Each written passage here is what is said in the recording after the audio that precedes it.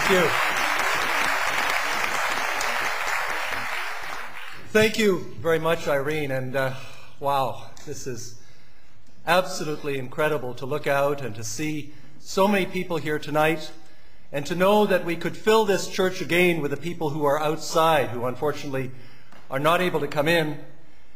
To thank the dedicated women and men in Sazapi for the work that you have done tirelessly over the years. And I think all of us owe them a debt of gratitude for the work that they have done.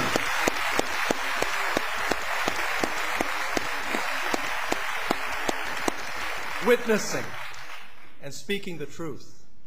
And what a great honor it is to share a platform with a man who has not only been a witness to truth, but has been an inspiration and a courageous leader in the move to stop the madness of war.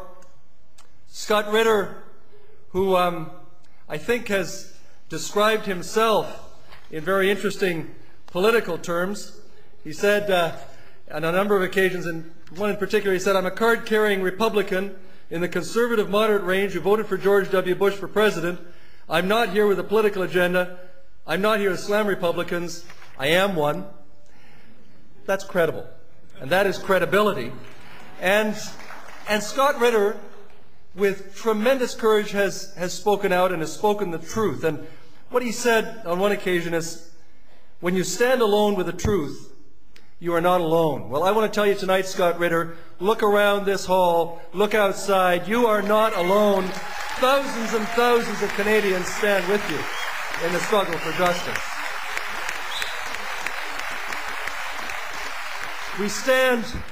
We stand together calling on our government, calling on Jean Chrétien, our Prime Minister, to send the strongest possible message to George Bush that Canada will not be a part of the madness of his military war on Iraq. And you know, I fear deeply that we stand on the brink of war. I was speaking last night with my colleague and friend Libby Davies, who sends her greetings tonight, who's done such a tremendous job in speaking out for peace and for justice. And both of us were saying that we felt a little bit like we remember feeling as children 40 years ago on the eve of the Cuban Missile Crisis. The same fear that the world is poised on the brink of something terrible. Well, more and more Canadians are speaking out. And indeed, more and more people around the world are speaking out.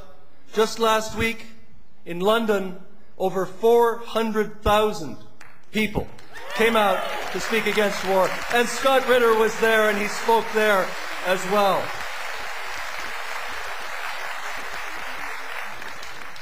And what we are witnessing, Irene talked about the tragic situation, the anguish, the pain, the suffering of the Iraqi people already, the famine, the effects of depleted uranium, the shattered infrastructure.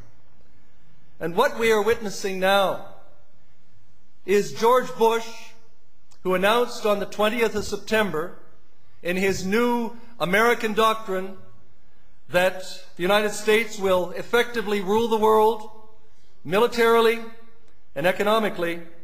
What we are witnessing is the United States of America putting a gun to the head of the United Nations. And what they are saying is that effectively they will not allow, because they don't want weapons inspectors back into Iraq. And we've seen this movie before. Some of you will remember on the eve of the Gulf War in 1991, the kind of threats and bullying and bribes that took place in the Security Council then. And you might also remember that there were two members of the Security Council who had the courage to vote against the authorization to bomb. One was Cuba, the other was Yemen. And immediately after that vote, the United States ambassador turned to the ambassador of Yemen in the Security Council and said, "That will be the most expensive vote you've ever cast." The next day, the United States cut off $70 million in aid to Yemen. And we are witnessing the same kind of thing now in the United Nations with this attempt to bully that body. And instead of our government, the Canadian government, speaking out against this, we're tragically hearing our Minister of Foreign Affairs saying, yes, we need another resolution.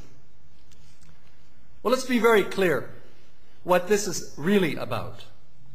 It's not about respect for United Nations resolutions. Because if this were about respect for United Nations resolutions, we all know that the United States has time and time again supported the country in the Middle East that has shown more contempt for the UN than any other, and that is Israel, that has broken resolution after resolution after resolution.